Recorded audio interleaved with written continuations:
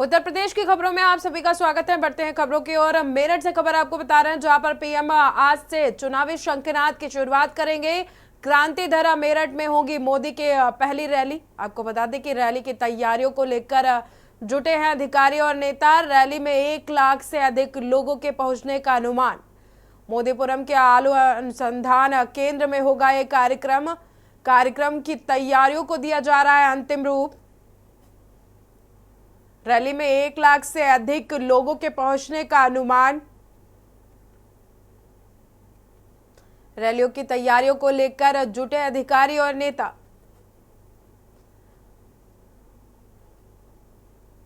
PM Modi की rally में 1 लाख से अधिक लोगों के आने का अनुमान। मोदीपुरम के अनुसंधान केंद्र में ये रैली की जाएगी। कार्यक्रम की तैयारियों को अंतिम रूप दिया जा रहा है। मेरठ से खबर आपको बता रहे हैं, जहां पर पीएम मोदी की आज रैली। आज से पीएम मोदी चुनावी शंखनाद की शुरुआत करेंगे। क्रांति धरा मेरठ में पीएम मोदी की पहली रैली होगी। रैली की तैयारियों को लेकर प्रशासन जुटा हुआ है। रैली में 1 लाख से अधिक लोगों के पहुंचने का अनुमान लगाया जा रहा है, जिसको लेकर प्रशासन और नेता तैयारियों में जुटे हुए हैं।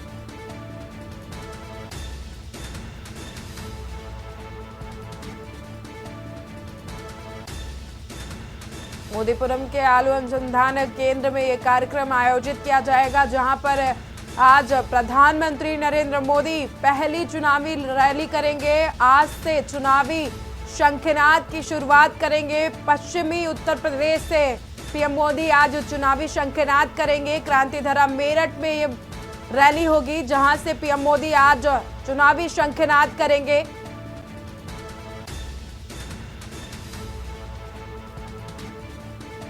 रैली में 1 लाख से अधिक लोगों के पहुंचने का अनुमान। रैली की तैयारियों को लेकर जुटे अधिकारी और नेता।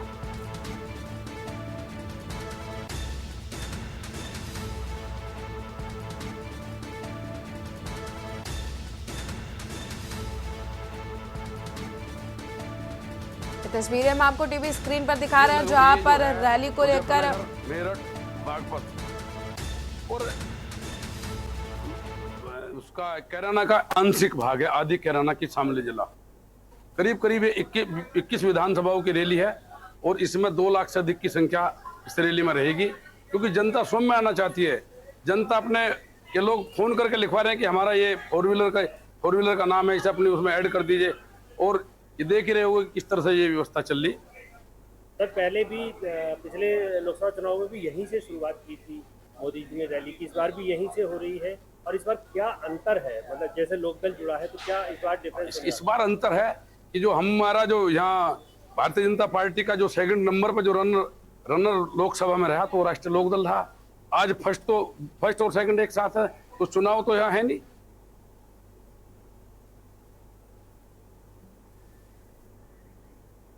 यूपी बोर्ड परीक्षाओं का मूल्यांकन का जो काम था वो पूरा कर लिया गया है। बोर्ड परीक्षा की कॉपियों का मूल्यांकन कार्य खत्म हो गया है। रिजल्ट जारी करने के लिए तैयारी में जुटी है यूपी बोर्ड के अधिकारी। आपको बता दें कि अप्रैल के तीसरे हफ्ते में जारी हो सकता है रिजल्ट।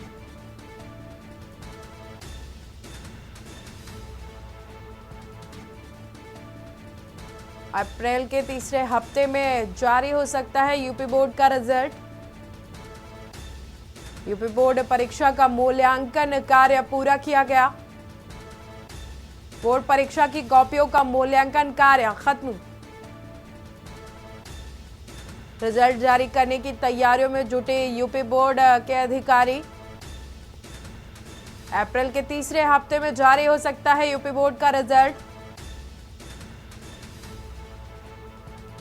लखनऊ से खबर आपको बता रहे हैं, जहां पर यूपी बोर्ड परीक्षा का मूल्यांकन कार्य पूरा कर लिया गया है। बोर्ड परीक्षा की कॉपियों का मूल्यांकन कार्य खत्म हुआ। रिजल्ट जारी करने की तैयारियों में जुटी है यूपी बोर्ड। अप्रैल के तीसरे हफ्ते में जारी हो सकता है रिजल्ट।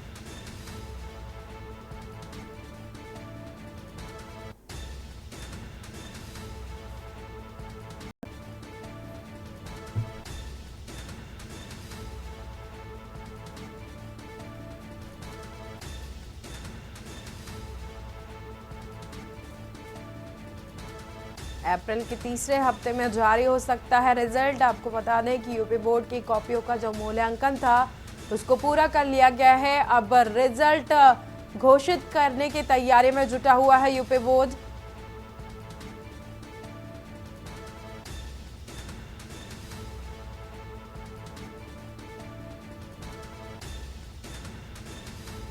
अप्रैल के तीसरे हफ्ते में जारी हो सकता है रिजल्ट।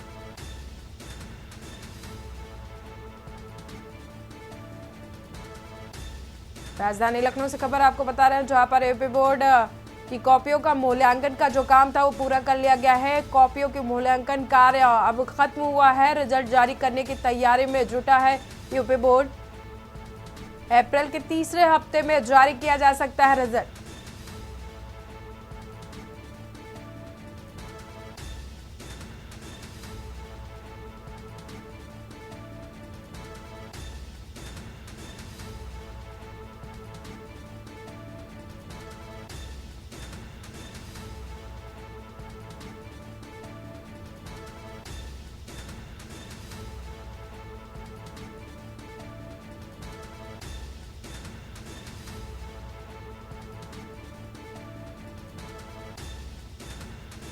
राजधानी लखनऊ से खबर आपको बता रहा है, जहां पर यूपी बोर्ड की कॉपियों का मूल्यांकन कार्य खत्म कर लिया गया है। कॉपियों की जो मूल्यांकन काम था अब पूरा कर लिया गया है। रिजल्ट जारी करने की तैयारी में यूपी बोर्ड।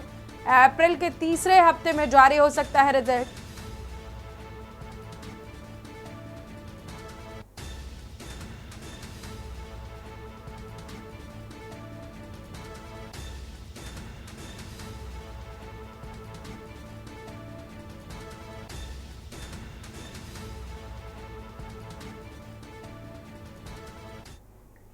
देश में चुनावी बिगुल बज चुका है। वहीं प्रदेश में 7 चरणों में मतदान होना है।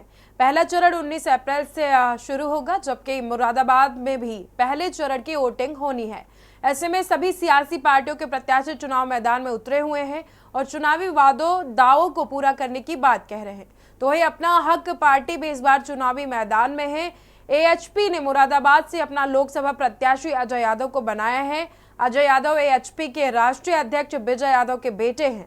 विजय यादव पूर्व में मुरादाबाद के विधायक भी रह चुके हैं। अपना हक पार्टी के राष्ट्रीय अध्यक्ष विजय यादव ने कहा है कि वो प्रदेश में पार्टी के लोकसभा प्रत्याशियों को चुनावी रण में उतार चुके हैं, जबकि कई सीटों पर प्रत्याशियों की घोषणा अभी बाकी है। उन्होंने कहा कि मुरादाबाद के लोगों ने सभी पार्टियों के प्रत्याशियों को वोट देकर देखा है, उन्हें जीत दिलाई है और संसद तक पहुंचाया है, लेकिन सिर्फ मायूसी हाथ लगी है। इसके आगे उन्होंने कहा कि अब तक बदलाव की जरूरत है और अपना हक पार्टी अपने चुनाव में किए गए वादों को पूरा करने की कोशिश करेगी। इसके आगे उन्होंने कहा कि इस वक्त सबसे बड़ा मुद्दा रोजगार और शिक्षा का है। विजय यादव ने कहा कि हम चुनाव में जा रहे हैं, लोगों से मुलाकात कर रहे हैं और मुरादाबाद की जनता उन्हें जिताकर संसद तक भेजती है। तो यही बिजली, पानी, सड़क और रोजगार, शिक्षा और बेहतर इलाज के मुद्दों को संसद तक उठाएंगे।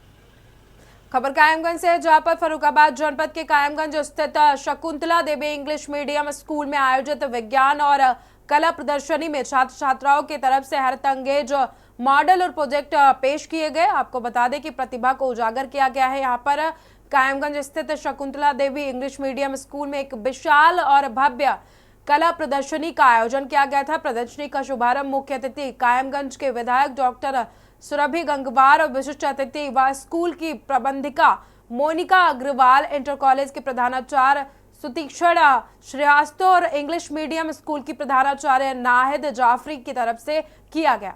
और प्रदर्शनी के दौरान कक्षा 6 से 11 तक के छात्र छात्राओं की तरफ से मॉडल पेश किए गए। इस दौरान बच्चों के प्रशस्ति पत्र और शील्ड प्रदान कर उनका उत्साहवर्धन किया गया।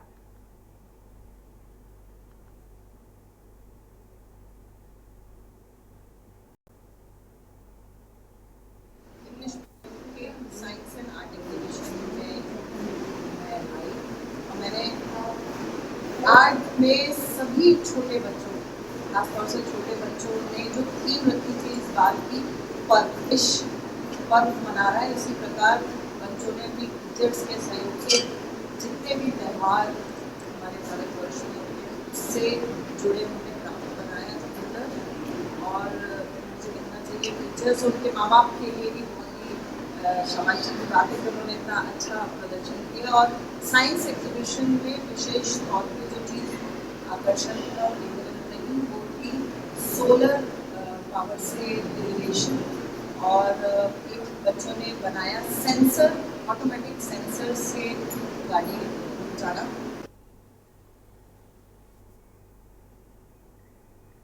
लोकसभा सामान्य निर्वाचन 2024 के मद्देनजर जिलाधिकारी डॉक्टर बीके सिंह व पुलिस अधीक्षक विकास कुमार की तरफ से लोकसभा क्षेत्र के कई मतदान केंद्रों का निरीक्षण किया गया। निरीक्षण के दौरान उच्च प्राथमिक विद्यालय कमालगंज व कन्या स्कूल कमालगंज में फर्नीचर टूटा हुआ पाया गया, शौचालय गंदे पाए गए, दोनों विद्यालयों में शिक्षा का स्तर खराब मिला, नलों की टोटियां जो टूटी पाई गई, कमरों में रोशनी कम पाई गई। इस दौरान जिलाधिकारी की तरफ से तत्काल सभी व्यवस्थाओं को सही करने के निर्देश दिए गए हैं। वहीं गांव वालों ने जिलाधिकारी को बताया कि गांव में 3 सफाई कर्मी तैनात हैं, जिसमें से केवल 2 की तरफ से काम किया जाता है, एक हमेशा अनुपस्थित रहता है। इस पर जिलाधिकारी डॉक्टर विजय कुमार सिंह की तरफ से डीपीआरओ को आवश्यक कार्यवाही के निर्देश दिए गए हैं।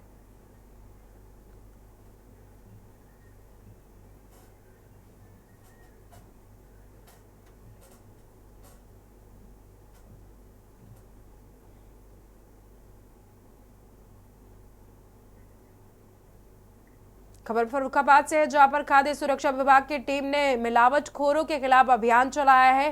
खाद्य सुरक्षा विभाग की टीम की तरफ से चलाया गया अभियान से मिलावटखोरों और दूधियों में हड़कंप मच गया है। खाद्य सुरक्षा अधिकारी अरुण कुमार मिश्रा, विजेंद्र कुमार, आशीष कुमार ने टीम के साथ चलाया है यह अभियान। आपको बता दें कि जिला जेल चौराहे पर खाद्य सुरक्षा विभाग की टीम ने मिश्रित दूध विक्रेता केहरी और रणबीर सिंह यादव, मिथिलेश और कुलदीप राजपूत समेत तमाम लोगों के यहां पर नमूने लिए हैं और फतेहगढ़ कोतवाली क्षेत्र में जिला जेल चौराहे के पास ये छापेमारी की कार्रवाई की गई है।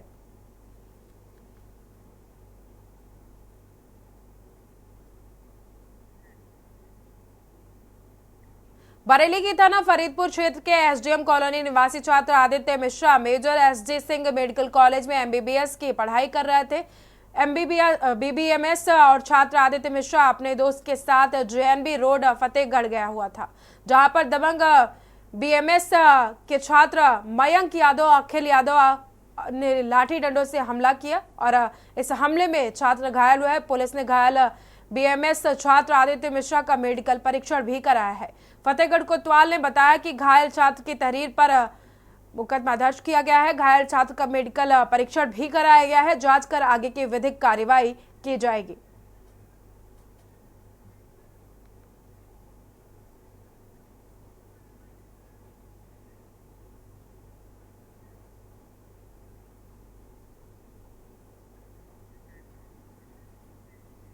लोकसभा चुनाव से पहले रायबरेली पुलिस को एक बड़ी कामयाबी हाथ लगी है। सोजिवा सलोन पुलिस की संयुक्त कार्रवाई में एक ऐसे अभियुक्त को पकड़ा गया है जो गैर कानूनी हथियार बनाकर सप्लाई करता था।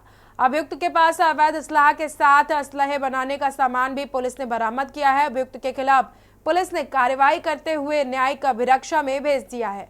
अभियुक्त के पास से 315 बोर, एक अदद देसी तमंचा, एक अर्धनिर्मित 315 बोर का तमंचा और 3 अदद मैगजीन और एक अदद जिंदा 315 बोर का कारतूस के साथ शस्त्र बनाने का सामान बरामद किया है। पर पुलिस अधीक्षक नवीन कुमार सिंह ने जानकारी देते हुए बताया है कि जनपद में आदर्श आचार संहिता लागू है, जिसका पालन करते हुए पूरे जिले में सघन चेकिंग अभियान चलाया जा रहा है।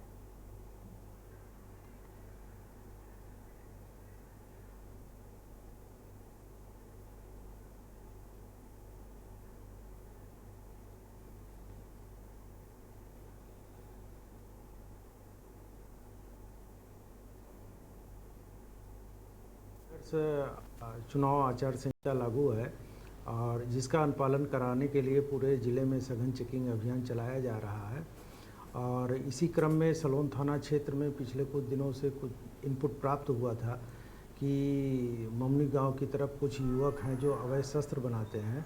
उसी क्रम में कल हमारी सर्विलांस की टीम, स्वाट की टीम और स्थानीय थाने की टीम एक युवक सुनील यादव, जिस पे पूर्व में भी कई अभियोग पंजीकृत हैं, उसको पकड़ा और उसके कब्जे से कई शस्त्र बरामद हुए। कुछ तो पूर्णतया निर्मित हैं, चालू हालत में है, कुछ अर्धनिर्मित हैं, जिंदा कारतूस भी बरामद हुआ है।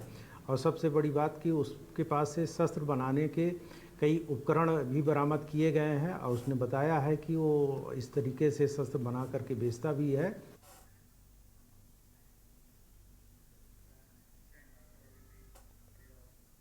खबर मथुरा से है, जहां पर 28 मार्च को थाना हाईवे से कुछ दूरी पर बज्जर के युवक को ससुराल पक्ष के लोगों ने जिंदा जलाकर मौत के घाट उतार दिया था। वहीं घटना वाले दिन ग्रामीणों ने थाने में जमकर हंगामा भी किया था। साथ ही दिल्ली आगरा हाईवे को जमकर पथराव भी किया गया था। आपको बता दें कि इसके बाद एसपी सिटी अरविंद कुमार ने मृतक परिजनों को 24 घंटे में आरोपियों की गिरफ्तारी का आश्वासन दिया था। वहीं अब तक आरोपियों की गिरफ्तारी न होने से एक और जहां आक्रोशित परिजनों ने भूख हड़ताल शुरू कर दी है, तो वही लोगों ने आक्रोश शुरू कर दिया है। आपको बता दें कि लोगों में अब आक्रोश देखने को मिल रहा है। इस दौरान हजारों लोगों ने माहौली गांव में पैदल मार्च कर हाईवे जाम की रणनीति बनाई। जानकारी के मुताबिक मृतक के परिजन आरोपियों की गिरफ्तारी और कठोर कार्रवाई की मांग कर रहे हैं। वह एसपी सिटी अरविंद कुमार की कार्यशैली पर सवाल खड़े हो रहे हैं।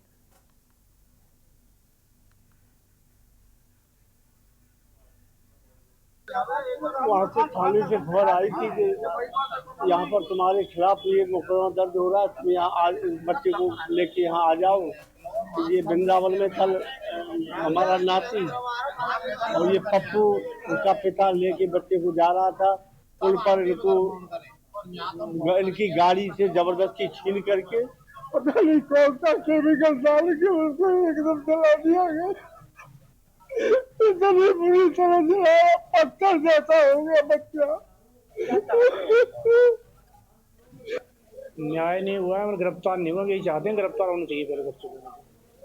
पुलिस प्रशासन से क्या उम्मीद लगाना चाह रहे हैं? उम्मीद यही लगाना चाह रहे हैं कि भाई उनसे कल भी मिले थे उनसे, तो उन्होंने कहा था भाई गिरफ्तार होते हैं, घूम रहे हैं, हम लोग देख रहे हैं, अभी मिले नहीं है वो लोग, तो गिरफ्तार जल्दी से जल्दी हो जाएंगे। उस दिन आपकी एसपी सिटी से वार्तालाप हुई थी, एसपी ने क्या आश्वासन दिया था आपको? यही कहा था, 24 घंटे का टाइम दिया था उस टाइम, और 24 घंटे ज़्यादा हो गए, तो गिरफ्तार पता नहीं कितने हुए क्या। रोहानिया विकासखंड के प्राथमिक विद्यालय मवई में स्कूल में एसडीएम बन रहा था रसोई घर। आपको बता दें कि रसोई घर में रसोईया आशा देवी खाना बना रही थी। इसी बीच रसोई घर में रखे गैस सिलेंडर में अचानक आग लग गई। अध्यापक दौड़कर रसोई घर पहुंचे तो किसी प्रकार से आग पर काबू पाया गया, लेकिन जब तक रसोईया आशा देवी गंभीर हो चुकी थी और झुलस चुकी थी पूरी तरह से, तत्काल उनको रोहनिया ब्लॉक के सीएचसी पहुंचाया गया, जहां उनका इलाज किया जा रहा है। गनीमत की बात यह रही कि घटना के समय वहां आसपास स्कूल के बच्चे नहीं थे, अन्यथा बड़ा हादसा हो सकता था।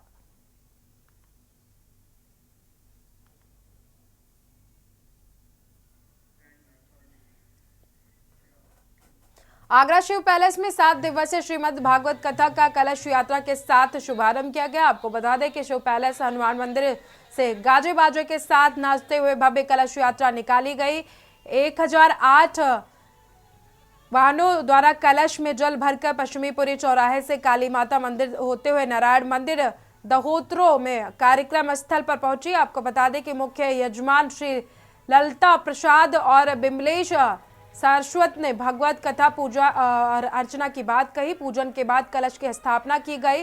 वृंदावन से आई कथा व्यास पूज्य देवी महेश्वरी श्रीजी श्रीमद् भागवत पुराण की जानकारी देते हुए उन्होंने कहा कि श्रीमद् भागवत कथा का श्रवण करने से मानव जीवन में एक जन्म नहीं अपितु कई जन्म के जो पाप होते हैं उनका नाश होता है।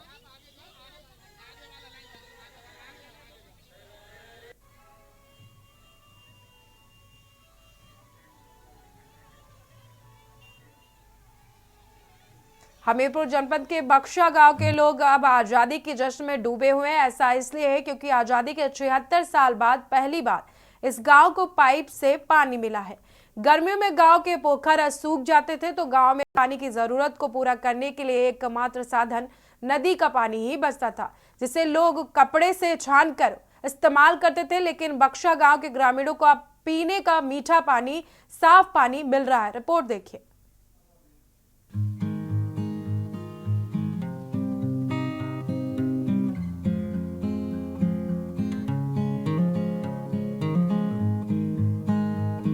बुंदेलखंड में पानी की समस्या हमेशा बनी रहती है। खास तौर पर गर्मी के मौसम में यहाँ परेशानी विकट रूप ले लेती है। ग्रामीण क्षेत्रों में तो लोग दूर दराज से पानी लाने के लिए मजबूर होना पड़ता है। इस दिक्कत को देखते हुए सरकार ने नमामि गंगे परियोजना खास तौर पर बुंदेलखंड के लिए शुरू की है, ताकि हर घर में नलों से पानी पहुँचाया जा सके। जिले में इस योजना के लगभग 1100 करोड़ रुपए खर्च होंगे।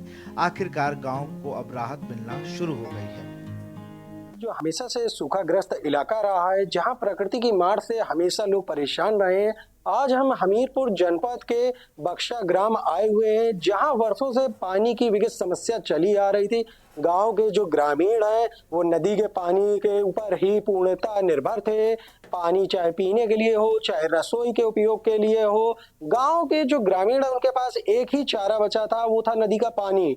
आज बरसों बाद गाँव की ये समस्याएं हल हुई हैं, नलों में पानी आया है।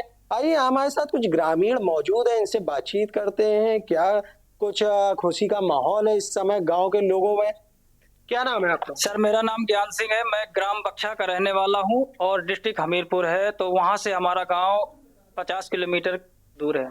कैसा लग रहा है आज आपके गांव में पानी आ गया? हमारे गांव में तो ऐसा लगता है कि जैसे सर दोबारा आदमी जिंदा हो गए हो, और हमारे गांव में इस तरह का माहौल आ गया है कि जैसे खुशी की एक बहार हो, एक नया जीवन मिला हो। सर आज पानी आया हुआ आ रहे हमारे गांव में, तो एक नई उमंग जागृति हुई है और गांव के लोग बहुत खुश हैं आज। क्या पानी को लेकर शादियों में भी समस्याएं आई थी सर के आने जाने में? बिल्कुल सर, गांव में इतनी ज्यादा समस्याएं आई थी कि गांव भी छोड़ना बंद कर दिया था लोगों ने, और दूसरा जगह भी लेके जमीन वहां भी निवास करने जा रहे थे। और सबसे समस्या ये थी कि जानवरों के लिए, जीव जंतुओं के लिए, कई पक्षी सब मर के रास्ते में गिर जाते थे। बहुत ही समस्याएं सर सामना करना पड़ गया, तो आज हमारे जीवन में कुछ खुशी आई हुई है। वर्षों बाद आज आपके गांव में आखिर पानी आ ही गया, तो कैसा लग रहा है आपको? बहुत अच्छा लग रहा है सर। वर्षों बाद आज गांव में पानी मिला तो गांव पुनर्जीवित हो उठा। यूपी का एक ऐसा गांव जहां के लोग आजादी के 76 साल बाद भी पानी के लिए नदी पर निर्भर रहते थे। लगभग 1500 लोगों के ये गांव आज तक पानी की जरूरत को पूरा करने के लिए नदी के पानी पर निर्भर था। आखिरकार ग्रामीणों के चेहरों पर आई मुस्कान, गांव को पाइपलाइन के माध्यम से शुद्ध पानी मिला। क्या नाम है भैया आपका? अखिलेश। कैसा लग रहा है आज आपको गांव में आपके बरसों बाद पानी आ गया? बहुत बढ़िया सर, बहुत बढ़िया। क्या कुछ उम्मीद थी सरकार से आपको कि पानी आएगा गांव में या नहीं आएगा? नहीं, जब से ये सरकार बनी तब से तो उम्मीद बढ़ी है हमारी, ये आएगा। और योजना पड़ी थी तो पता चला था पानी आएगा, और आ भी गया आज दिन। आजादी से पहले ऐसे बहुत ही कम परिवार थे जो अपने जानवरों के साथ गांव में रहते थे। बाद में वे दूध बेचने के लिए शहरी इलाकों में जाते थे और अपने कंटेनरों में पानी वापस लेकर आते थे।